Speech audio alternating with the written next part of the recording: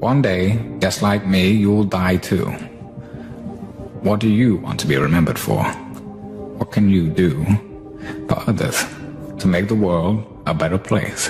What is your true purpose on this earth? My definition of old is the day you start talking more about what you did than what you're gonna do, you're old.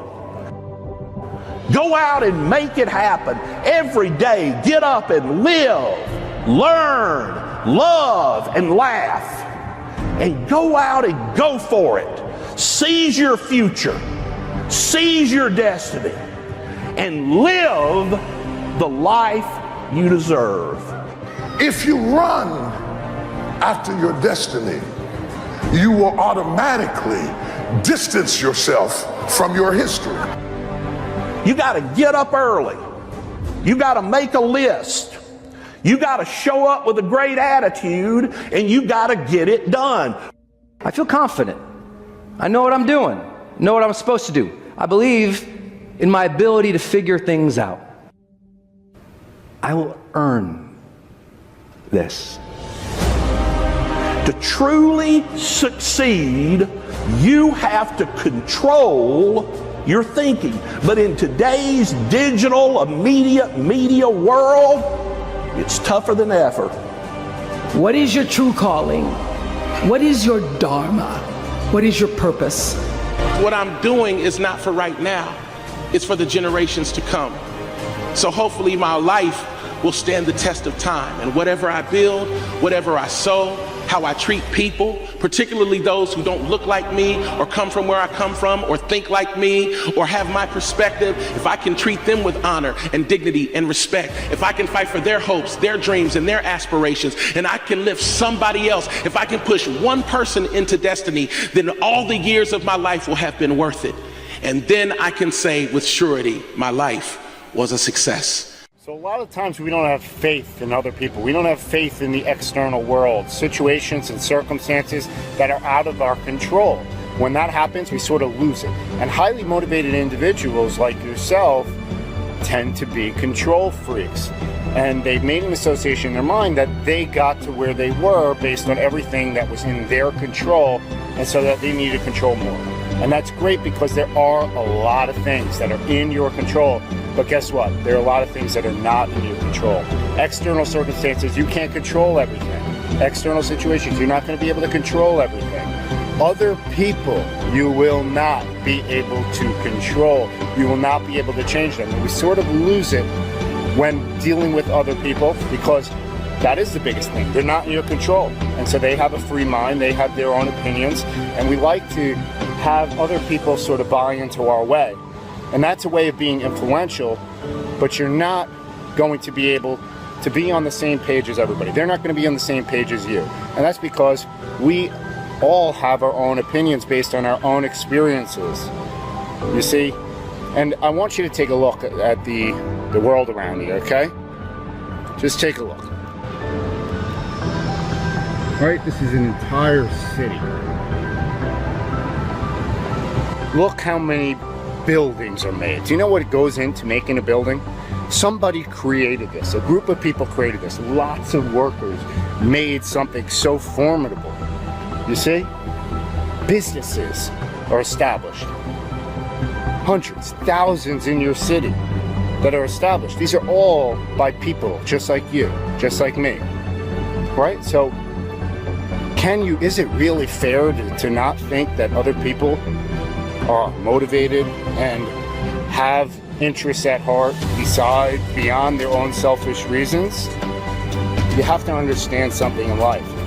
You will not be able to do it all by yourself. You have to place faith in other people. I would not be where I am today without my business partner, Richie. Right? So I owe a lot to him. I would run through a wall for him just like he would for me. You see? And I wouldn't be in the position I am today without my parents, without my sister. Lots of people who came in my life, friends. You're not going to be able to do it all by yourself. Stop trying. You need to place faith in other people. Fear is not real.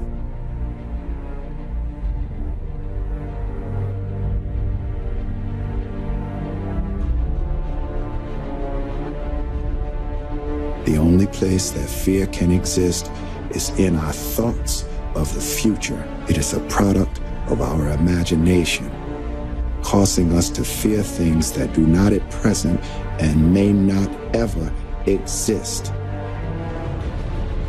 Danger is very real, but fear is a choice. Do whatever's required. Just go out there. It's possible you can get what you want. It's necessary. If you want it, you got to go into action. You got to be willing to experiment.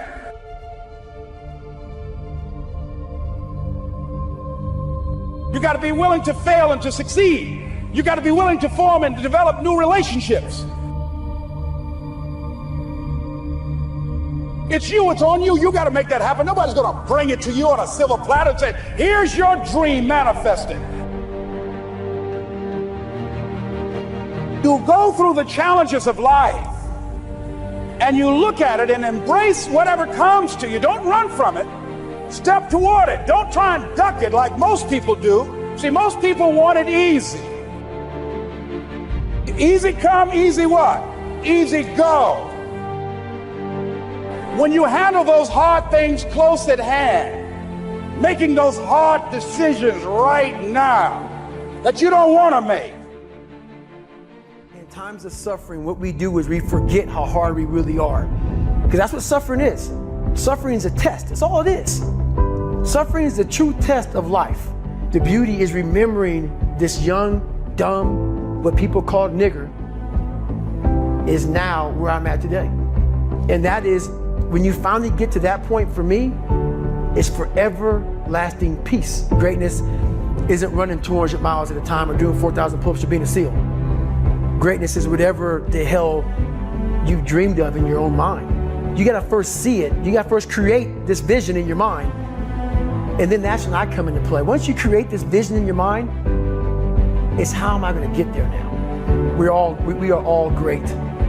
No matter if you think you're dumb, no matter if you think you're fat, no matter if you are fat, no matter if you've been bullied, or no matter if you just got back from Iraq or Afghanistan and you have no legs or your arms or whatever, man, we all have greatness.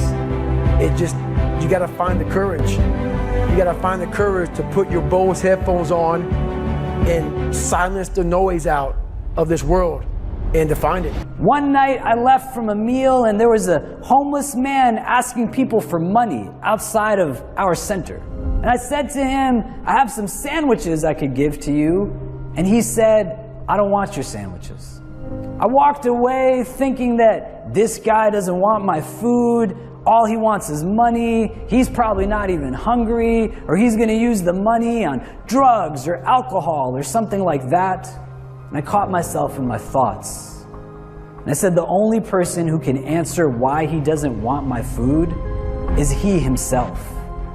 And so I walked back to him and I was a little annoyed and I said to him, why don't you want my food, man?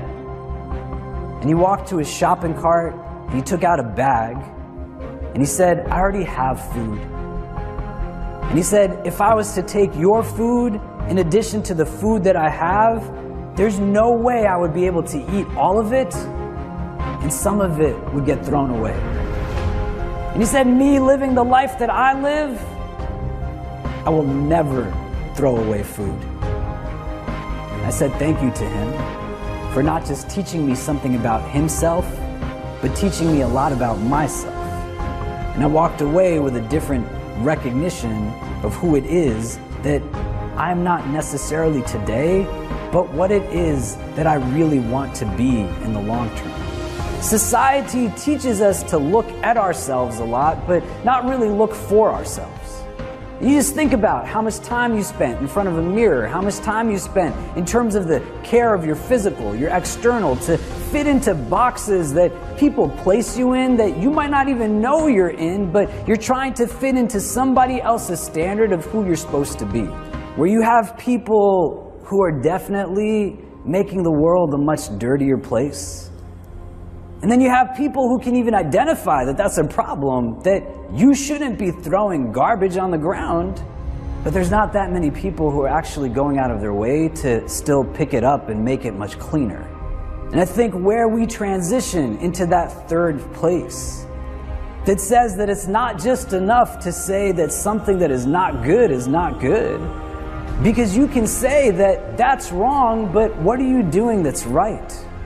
What are you doing to add something that's just positive? I think we get scared sometimes because we fit into this very formulaic pattern of what it means to be successful.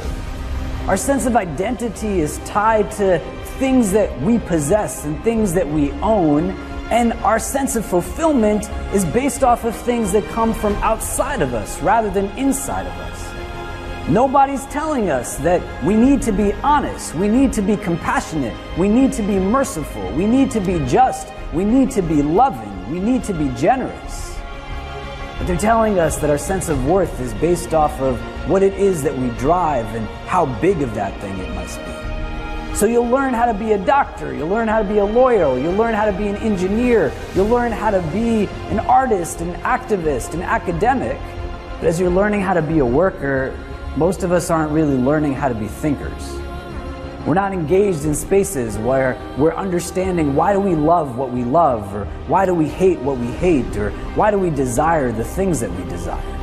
And your story is not your story when you force yourself to become someone else's story. You are where you're coming from, and you are where it is that you're going to. The only person you need to compare yourself today to is the person you were yesterday. And if you want to have a competition with anybody, then make it between those two people. You'll find yourself in a space where the person you are today is no longer afraid to meet the person that you can become tomorrow. As Epictetus said, he is a wise man who does not grieve for things which he has not, but rejoices for those which he has. And that's gratitude, isn't it? It's the very base decision that we all have to make. Are you grateful for the things that you have in your life, or are you always wanting more? And trust me, I get it. I understand people that strive for more. I understand people that want something bigger and better. But at the same time, if you allow yourself to only think about what you don't have, to only be striving for something more, that obsession will begin to overtake you. It will begin to corrode you. But ultimately, it's a choice. Ultimately, at any time, right now, in this moment, you can stop and think about what you have. You can put your attention on the things that you're grateful for and watch what it does. Watch what it does in that instance, the way that it changes you, the way that it changes your chemistry, your feelings in a moment can shift from negative and dark to beautiful, with nothing else changing around you, nothing but you deciding that you're going to focus on the things you're grateful for. Nothing but deciding that there are things in your life to be grateful for. And that is a decision. No matter what is happening in your life at any moment, right now, in the depths of a depression, in something going on terribly in your life, you can choose right now to think about the things you're grateful for. The breeze, a smile from somebody kind, a stranger who holds open a door for you, anything. But it's a choice. And as Einstein said, there are only two ways to live your life. One is as though nothing is a miracle. The other is as though everything is a miracle. And what choice are you making? What are you choosing to focus on right now? Do you let gratitude fill you up or not? And here's the critical part, and I want you to listen to this really well. Whatever you decide, whether you decide we live in a world of miracles or whether you decide we live in a world devoid of miracles, you are choosing one thing to the exclusion of the other. And when you focus on something that you're grateful for, when you look at those little moments in your life and choose to see them as grand miracles, even when it is only a gentle hand on your shoulder, even when it's only a kiss from somebody who you've kissed 1,000 times before, even when it is only holding the hand of somebody who needed their hand held, even when it's something that simple.